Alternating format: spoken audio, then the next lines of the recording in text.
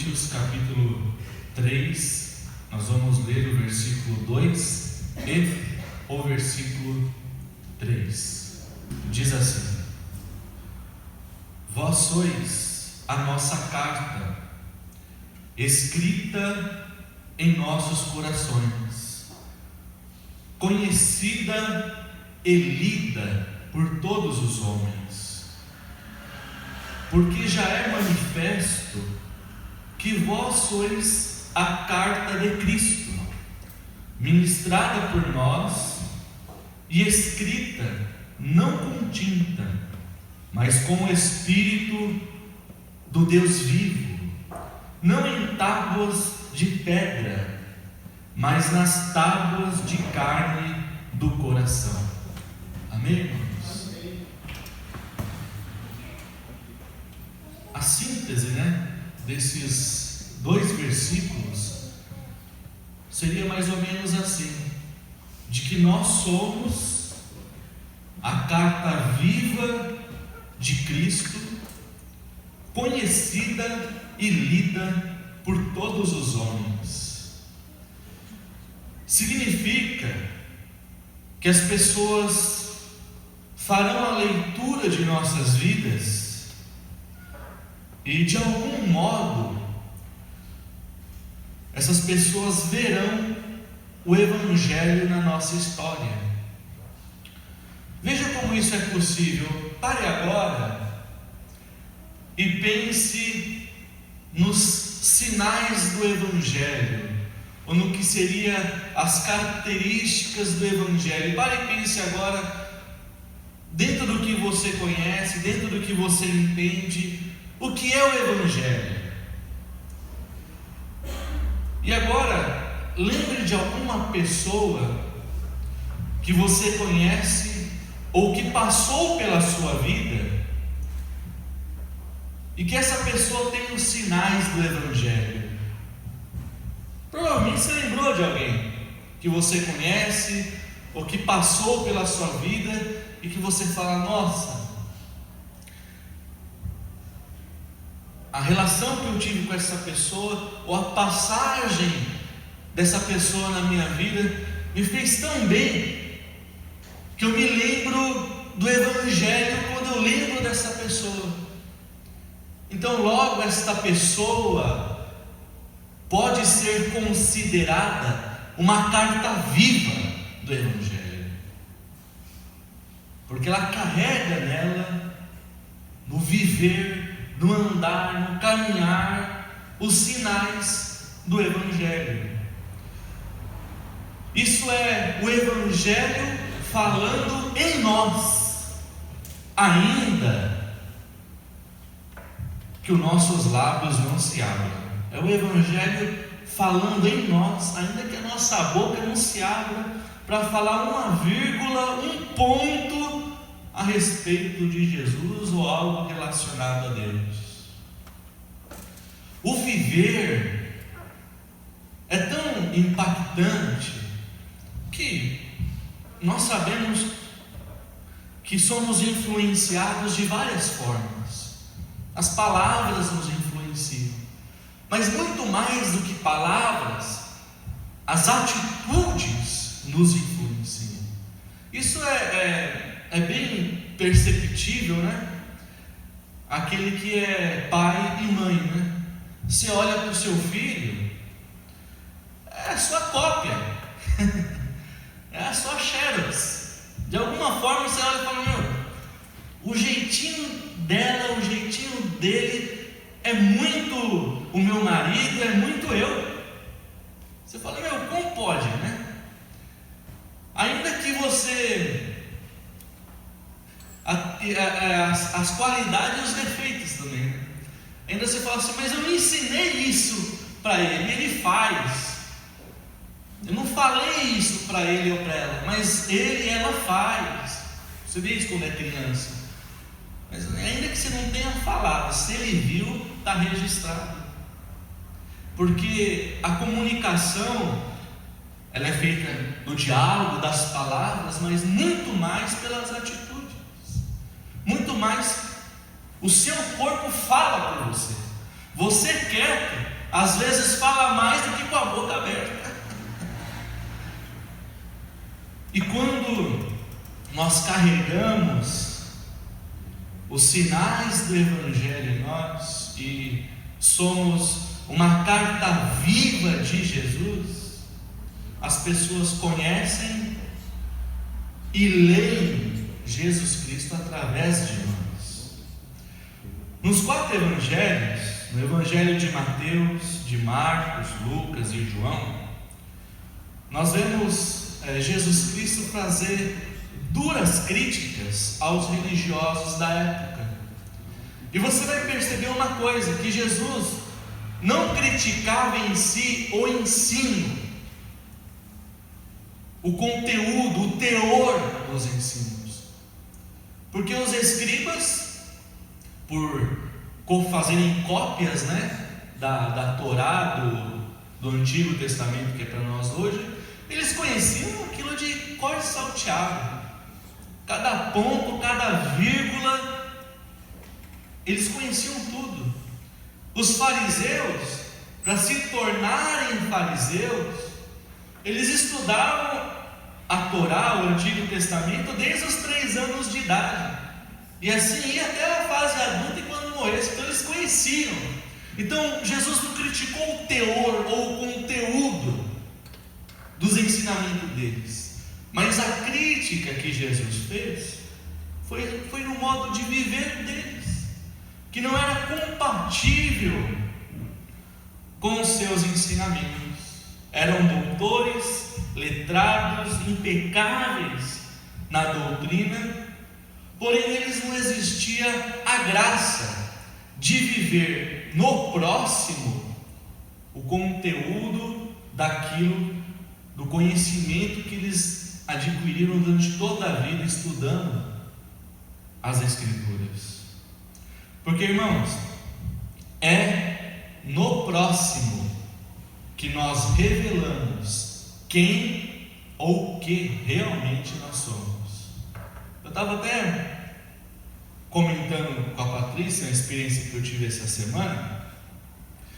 Eu fui almoçar na padaria, e eu cheguei e já tinha um casal esperando liberar a mesa, Aí eu perguntei: vocês estão esperando liberar a mesa para comer? Então, beleza, então eu sou o próximo.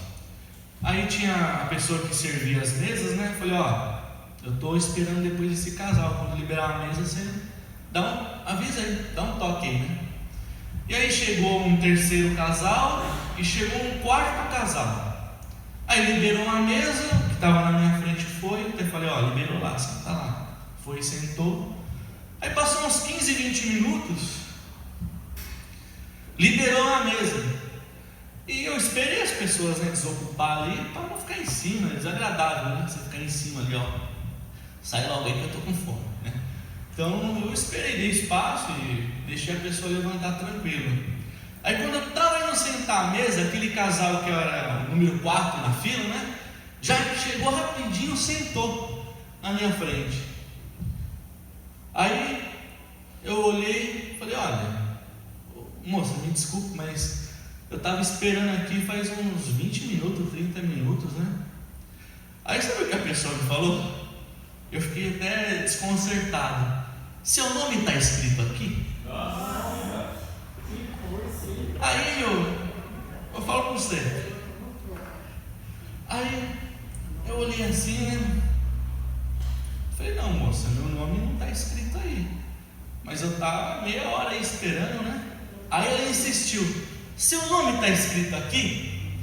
E o marido dela, o namorado, não sei o que era, ficou só olhando para mim, Eu falei: não, moça, um homem desse tamanho, Falei: não, moça, não está escrito, mas eu estava esperando, Aí ela começou a falar um monte de coisa. Eu falei: olha, é o seguinte, come aí, fica de boa.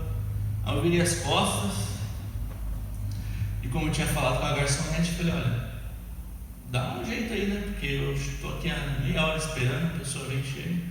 Ela foi lá e pôs ordem na casa, Mas é no próximo que você revela, ou a pessoa revela, quem ou o que realmente ela é. E a crítica de Jesus aos religiosos daquela época era essa. Não era no teor, no conteúdo, mas era que o modo deles viverem não era compatível com os ensinos. Porque no próximo, os religiosos daquela época eram duros, eram rígidos. No entanto que Jesus, quando fez diversas vezes, quando fez um convite à salvação, à vida eterna, ao andar e caminhar com Deus, Jesus disse: vinde a mim, vocês que estão cansados, oprimidos, sobrecarregados, vinde a mim, porque o meu fardo é leve, meu jugo é suave. Então no próximo, as pessoas revelam quem ou o que realmente ela é. E aí é a diferença do falar sobre Jesus e o viver Jesus. O apóstolo Tiago, na carta de Tiago, no capítulo 1, no versículo 22 ao 25, ele fala mais ou menos isso: e sede cumpridores da palavra, e não somente ouvintes, enganando-vos a vós mesmos. Porque se alguém é ouvinte da palavra e não cumpridor, é semelhante ao homem que contempla ao espelho o seu rosto natural. Porque se contempla a si mesmo, e vai-se e logo esquece de como era. Aquele, porém, que atenta para a lei perfeita da liberdade, e nisso persevera, não sendo somente ouvinte e esquecido, mas fazedor da obra, este tal será bem-aventurado no seu feito. Então, bem-aventurado é aquele que é a carta viva de Jesus, conhecida e lida por todos os homens, que não é só um ouvinte, mas é o cumpridor. Jesus tentou explicar isso em diversas parábolas também, e eu me lembrei de duas delas, que é a parábola do fariseu e o publicano, que está em Lucas capítulo 18, do versículo 9 ao 14.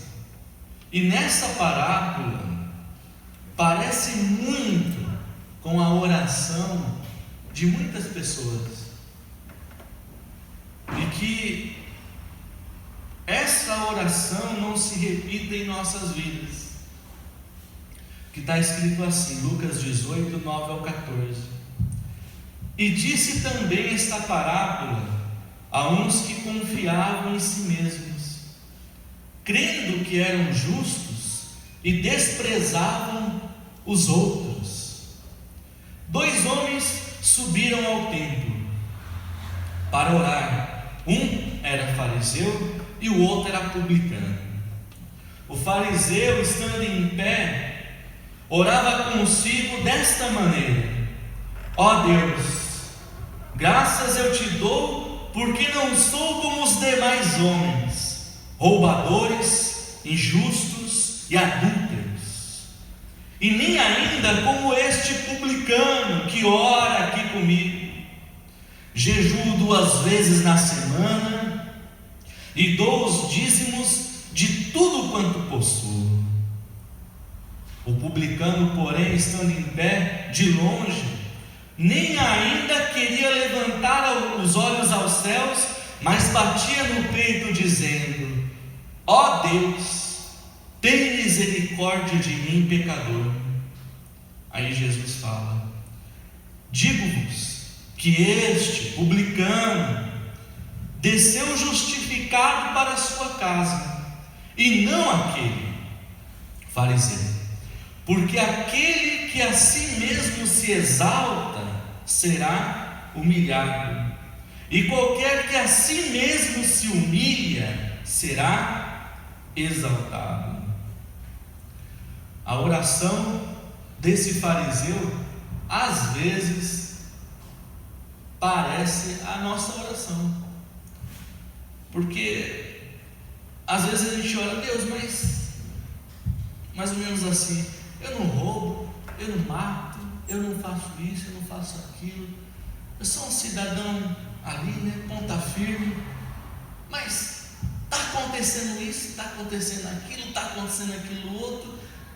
E às vezes a nossa oração é como uma oração do fariseu, porque nós confiamos que todos os ritos ou os métodos que supostamente que nos é apresentado para servir a Deus, que a gente está cumprindo aquilo, e que cumprindo aqueles ritos, cumprindo aqueles métodos, a gente está numa bolha segura e que nada de mal vai acontecer. E nós olhamos para aqueles que não fazem ou que não seguem nenhuma religião e falamos: Senhor, eu não sou como aquele. E parece que aquele prospera, parece que aquele dá certo.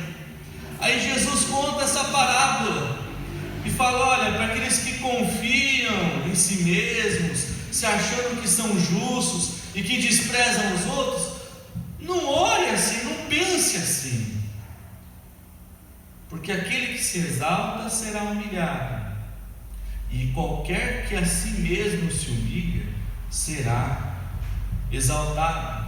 Outra parábola que eu lembrei foi a parábola dos dois irmãos, Mateus 21, 28. Jesus fala assim: mas o que vos parece? Um homem tinha 2 filhos, e dirigindo-se ao primeiro filho disse: vai trabalhar hoje na minha vinha. Ele porém respondendo disse: não quero. Mas depois se arrependeu e foi. E dirigindo-se ao segundo, falou de igual modo, e respondendo ele, disse: eu vou, Senhor. E não foi. Aí Jesus pergunta: qual dos 2 fez a vontade do Pai? Disseram-lhe eles: o primeiro. E Jesus disse: em verdade vos digo que os publicanos e as meretrizes entrarão adiante de vós no reino de Deus, porque veio João a vós no caminho da justiça e não crestes, mas os publicanos e as meretrizes creram. Vós, porém, vendo isto, nem depois vos arrependestes para o crer. Nessas 2 parábolas, os 2 personagens são os mesmos que Jesus fala: do fariseu e do publicano, daquele que conhece e por conhecer demais pensa que já está justificado, e aquele que não conhece e por não conhecer tem uma dependência de Deus para poder seguir os seus passos no caminho do Evangelho. Nessas 2 parábolas tem a diferença entre o que fala e entre o que vive na sua própria vida. Do religioso que pensa que está justificado na sua religiosidade, e do simples viajante, como o Glauber falou na semana passada, do simples viajante que trilha os seus passos no caminho do Evangelho e vai vivendo, vai andando, vai caminhando, sendo uma carta viva do Senhor nesta terra. Esses dias eu pensava a respeito disso e até comentei com algumas pessoas, e esses dias veio no meu pensamento uma frase de Jesus: quando o Filho do Homem vier, achará fé na terra?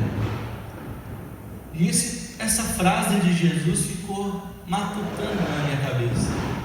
Quando eu vier, eu vou achar fé na terra? No Sermão da Montanha, Jesus ele dá uma explicação limpa, simples, do que é ser uma carta viva do Evangelho, ou ser o sal da terra, ou ser a luz do mundo. No Sermão da Montanha, Jesus ele mostra a diferença da letra que mata e do espírito do Evangelho que vivifica. E dentre as muitas coisas que Jesus falou no Sermão da Montanha, eu acho que por causa das experiências que eu passei nos últimos meses, algo me chamou a atenção, que foi quando Jesus fala das bem-aventuranças. Se não me engano, foram 10 bem-aventuranças que ele falou lá. E uma das bem-aventuranças que Jesus falou é Mateus capítulo 5, versículo 9. Bem-aventurado os pacificadores, porque eles serão chamados filhos de Deus. Numa tradução que Paulo falou, de que nós somos a carta viva, lida e conhecida por todos os homens. Bem-aventurado os pacificadores, porque esses serão conhecidos como cartas vivas, luz do mundo e sal da terra. E é difícil entender esse negócio de ser um pacificador. Às vezes, pelo menos para mim, foi um pouco difícil entender o que é um pacificador. É difícil no sentido de ser conflitante, porque você olha para os ensinamentos de Jesus e você quer entender o que é ser pacificador, seguindo a nossa ótica e nossos padrões. Aqui na terra, a pacificação é feita como? Com armas e guerras. Na terra é assim, Você quer pacificar, é armas e guerras. Então às vezes é difícil entender ou acreditar em pacificar como Jesus falou, porque, como o exemplo que eu dei da padaria, as pessoas tentam ou querem resolver tudo no grito. Tudo no grito. Isso você vê, é o caixa do supermercado que deu um problema, parou, a fila já vira as gramas, já acaba com a fila. E esse caixa é lerdo, esse caixa não sei o quê, e todo mundo reclama. Uma coisa que sempre acontece comigo, e isso é anos, toda vez que eu estou no caixa dá um problema. Aí eu já falo, estou sem pressa. Já sei que eu vim no mercado e vou demorar. Mas chegou na minha vez, dá um treco lá que eu não sei o que acontece. Ou é o cartão que não passa, ou é o cartão do fulano que não tem saldo, ou passa 3 vezes no produto e tem que cancelar. É sempre assim, irmão. É essa coisa. Se eu for no mercado 10 vezes num dia, às vezes acontece isso. É sempre assim. Mas você vê que no instinto nosso é esse. Resolver na gritaria, Então às vezes é difícil entender o que é ser um pacificador segundo o Evangelho, querendo entender isso com esse nosso padrão, com essa nossa ótica terrestre. Então, o que seria ser um pacificador? Porque bem-aventurado os pacificadores, porque eles serão chamados filhos de Deus. Os pacificadores, as pessoas vão ler a vida dele, vão ler a história dele e vão falar: esse aí é filho de Deus, esse aí tem um sinal do Evangelho. Então o que é ser um pacificador segundo Cristo? Conversando e orando, conversando com algumas pessoas e orando a Deus, eu cheguei na seguinte conclusão: que você não pode pacificar sem antes estar em paz. Você não pode oferecer algo que você não tem. Você não pode pacificar sem antes estar em paz interior, estar em paz com Deus e em paz consigo mesmo. Aí eu fui pensar: mas como assim estar em paz consigo mesmo? Ou estar em paz interior? Paulo, quando escreve aos Filipenses, ele dá uma fórmula, entre aspas, vou dizer assim, ele dá uma receitinha de bolo, papel de pão. Lá em Filipenses capítulo 4, do versículo 6 ao 9, ele fala assim: não estejais inquietos por coisa alguma, antes as vossas petições sejam em tudo conhecidas diante de Deus, pela oração e súplica e com ação de graças. E olha o resultado: e a paz de Deus, que excede todo o entendimento, guardará os vossos corações e os vossos pensamentos em Jesus. Então, a paz de Deus, ou estar em paz com Deus, ou estar em paz consigo mesmo, começa esse processo de confiança com Deus. Não estejais inquietos por coisa alguma, mas aquilo que te inquieta, aquilo que te perturba, aquilo que tira o seu sono, seja conhecido diante de Deus através da oração, da súplica, da ação de graça, da gratidão.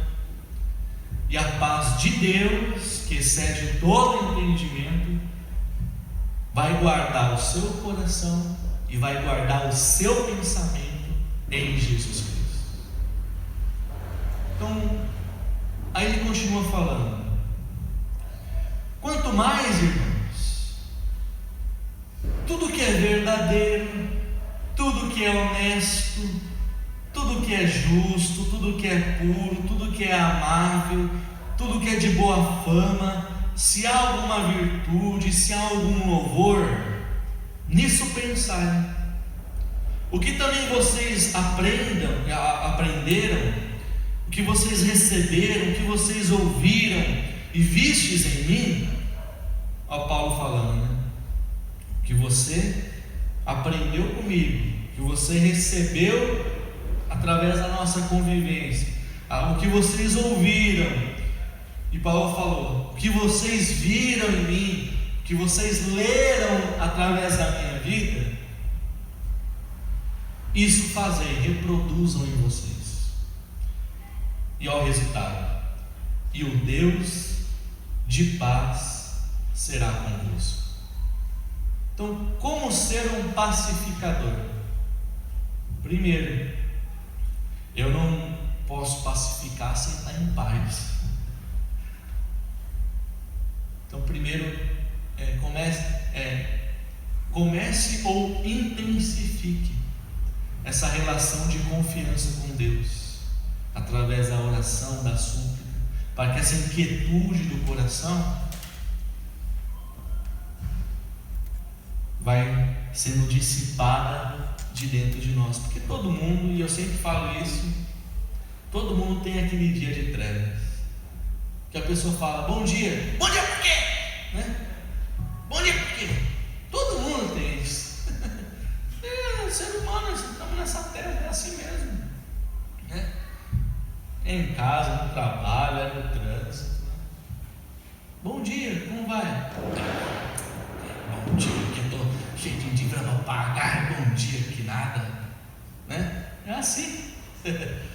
Mas no momento que a gente vai intensificando esse entendimento, Deus vai guardando a nossa mente, vai guardando o nosso coração, para que essas coisas, embora sejam essenciais, a gente precisa se preocupar com o trabalho, com o dinheiro, com o sustento e com aquele que está doente, aquele que está enfermo, mas que essas coisas não tirem a nossa paz interior, mas que nós possamos olhar e ver e falar: não, a coisa está feia, a coisa está difícil, a lâmpada já está aqui, ó, quase cobrindo a minha respiração, mas Deus está no controle.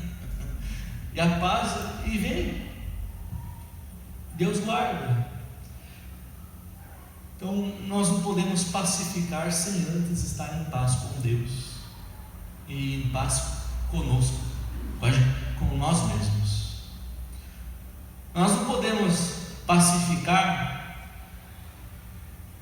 se nós olhamos para os outros como se fossem nossos inimigos. Se a gente olhar e sempre imaginar o fulano ou ciclano como nosso inimigo, a gente não vai conseguir pacificar. E às vezes algumas pessoas, por passarem por situações e relacionamentos que se frustraram muito e foram muito machucadas, você percebe que essas pessoas têm uma dificuldade, né?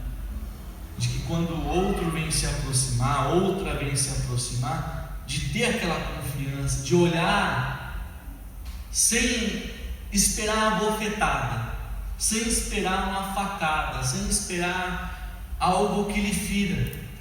Então, geralmente, essas pessoas, elas enxergam o outro como seus inimigos, ainda que não seja, sempre está esperando uma bofetada na cara. Então nós não conseguimos pacificar se o nosso olhar para o outro sempre a gente enxergar como se fosse o nosso inimigo. Aí a gente não consegue ser um pacificador. A gente tem que ter o olhar de compaixão, de misericórdia, ainda que seja difícil, porque às vezes é. Quando dentro de nós cada coisa começa a se encaixar no seu devido lugar, e quando Paulo fala isso em Filipenses no capítulo 4, 6 ou 9, você vê que é encaixando as pedras ou as peças do quebra-cabeça no seu devido lugar, porque ele fala tudo que é verdadeiro, tudo que é honesto, tudo que é justo, tudo que é puro, tudo que é amável, tudo que é de boa fama, se há alguma virtude e louvor, nisso pensai. Então ele está falando, se organize, vai se organizando por dentro, deixe Deus trabalhar, vai se organizando. E quando cada peça dentro de nós vai se encaixando no seu devido lugar, automaticamente, sem que a gente perceba, a gente começa a ser esse agente de pacificação. A gente começa a pacificar. Porque é o que Jesus falou: a boca fala, o coração está cheio, porque é do coração que procede todas as coisas. Para terminar, a respeito do pacificador, o pacificador é aquele que sempre pergunta, e aqui é difícil, irmão. Ele sempre pergunta para si mesmo: eu quero ter razão ou eu quero ter paz? Essa parte é difícil, hein, irmãos? O pacificador, ele sempre pergunta dentro de si, naquela situação: eu quero ter razão ou eu quero ter paz? Aí aos poucos as coisas vão sendo trabalhadas e ele vai sempre escolhendo ter paz. Essa é a diferença que Jesus fala nos evangelhos, e os apóstolos viveram isso, né? De ser a carta viva do evangelho, conhecida e lida por todos os homens. E bem-aventurado, mais do que feliz, os pacificadores, porque vão ler a vida deles e vão conhecer que eles são filhos de Deus. E tem coisa melhor, irmãos, do que ser filho de Deus? Não tem. Jesus falou nos evangelhos: pode o pai, humano, carnal, pecador, o filho vem até ele e pede um peixe, o pai vai lhe dar uma serpente? Não. Pode o pai, o filho vir até ele pedindo pão e o pai vai lhe dar pedra? Não. Aí Jesus fala: se o nosso pai, carnal, humano, pecador, dá boas coisas aos seus filhos que lhe pedem, imagina o Pai Celestial, que dará bens àqueles que lhe pedirem. Então aqueles que são filhos de Deus, são bem-aventurados, porque têm o cuidado do Pai Celestial. Amém, irmãos? Que sejamos essa carta viva, lida e conhecida por todos os homens. Amém? Vamos aplaudir a palavra de Deus.